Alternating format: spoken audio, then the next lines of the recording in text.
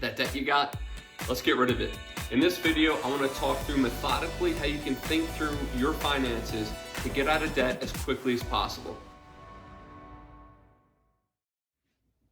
Let's talk through breaking the chains of credit card debt so you can really get on your way to building financial freedom for yourself.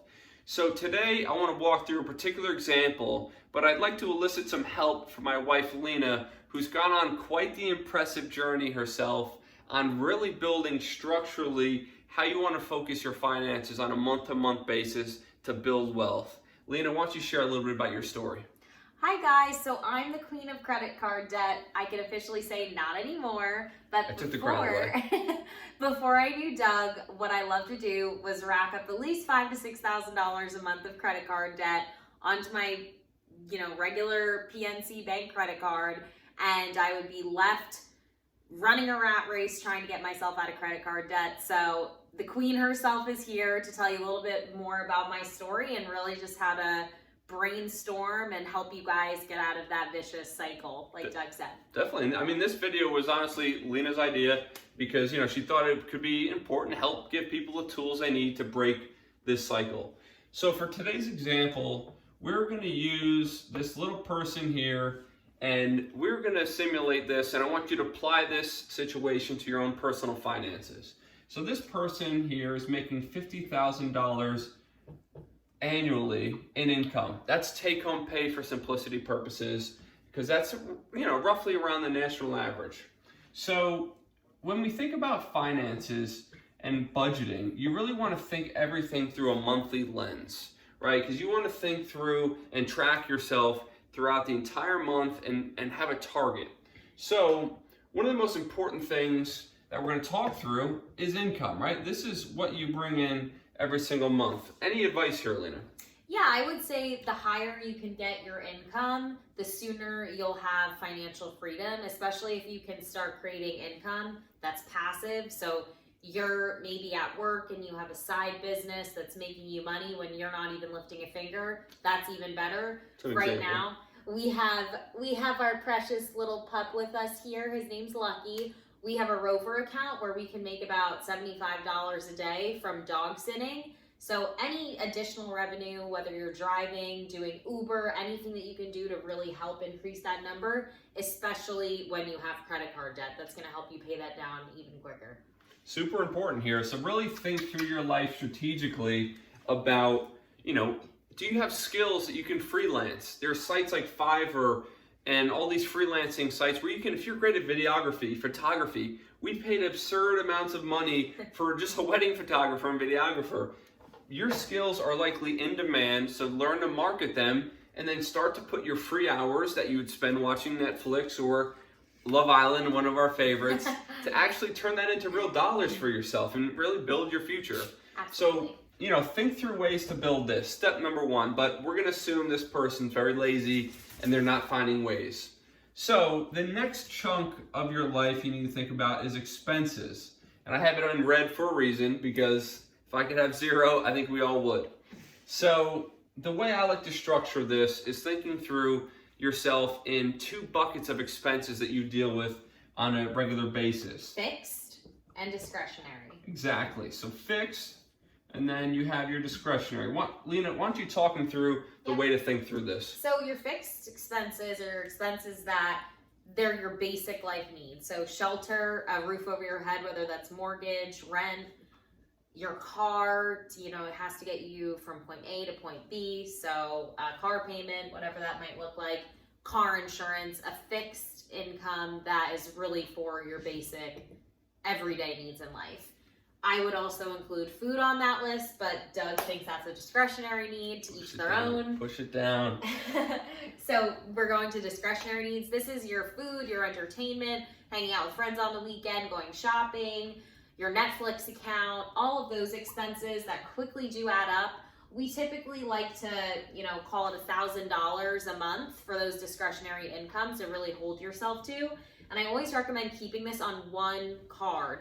If you have multiple different outlets where you're paying for things, a debit card, a credit card, store cards, it's all going to add up and it's really difficult to track these things. So keep it in one consolidated place so you can really see all of those expenses and have a quick way to add up and see where you're tracking for the month.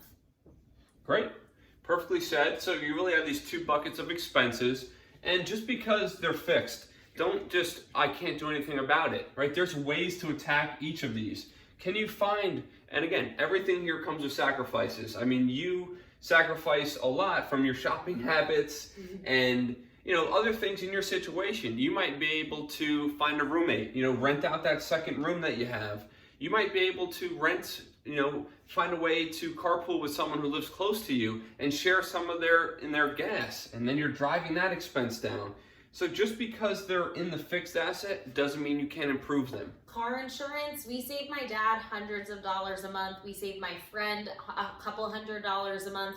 Make sure you're calling your car insurance and just check in, see that you're not overpaying for that, because that's another couple $1,000s a year that you could be incrementally saving. Great point. Yeah, just say you're potentially thinking about leaving if you guys can't reduce my rate. The worst that can happen is they leave it where it is and you're exactly where you were.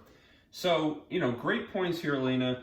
And if we look at, you know, adding these expenses together, right? So what we have here is $1,850 of fixed expense. On top of that, with the extra $1,000 of discretionary, we're at $2,850. So that's your total expense, right? So once that's accounted for, now we look at our net income, right? This is what creates financial freedom for yourself in your life. This is what you take home every month that you need to nurture and grow like a little baby to become as big as you can, because that's your ticket out of debt and building your future. So in this case, what is this person bringing home here? Do you have the number? I can do the math here, minus $2,850. So this person is bringing home $1,350 as your net income. This, again, as you think through your finances in this strategic framework, you're going to increase your income, you're going to decrease these expenses. That's just going to drive your net income up higher. And let's think through this person. Let's say they had $10,000 of credit card debt, maybe an 18% interest rate. If they apply this net income into their debt, how long is it going to take them to pay this off? Again, it's not exact because you have some interest accruing every month, but it's going to be very close because you're paying so much money towards this balance. So it's going to be roughly right around the 8-month mark by dividing this by this. And that's, you know, that's that's quick. Many people have $10,000 of credit card debt, and if you can get out of that in under a year, you should pat yourself on the back. But everything here takes sacrifice, and it's not easy. But if you think about your long-term financial future, this money, the $1,350 every month, can move from paying off debt to actually investing in stocks, investing in building your nest egg for real estate. You know, that's the most powerful thing about this. And you have any words of encouragement for anybody who's just about to kick this off? Yeah, I would just say some of my biggest takeaways really quickly. Keeping everything in one consolidated place, because it really can escape you how much you're spending. And once you add it all up, it's almost like, how did I spend all of this? I didn't do that. Did somebody hijack my credit cards? So keeping it all in that one organized place. Shopping, hey, I'm a woman, I love shopping, but maybe take a couple months off until that credit card debt goes down. Limit the going out to eat because it adds up so much. Cook yourself a nice homemade meal. And it's healthier. It's healthier. Just, it all takes discipline, but discipline that's well worth it in the end and will lead you down that nice road to financial freedom and an earlier retirement. So thanks for tuning into our video.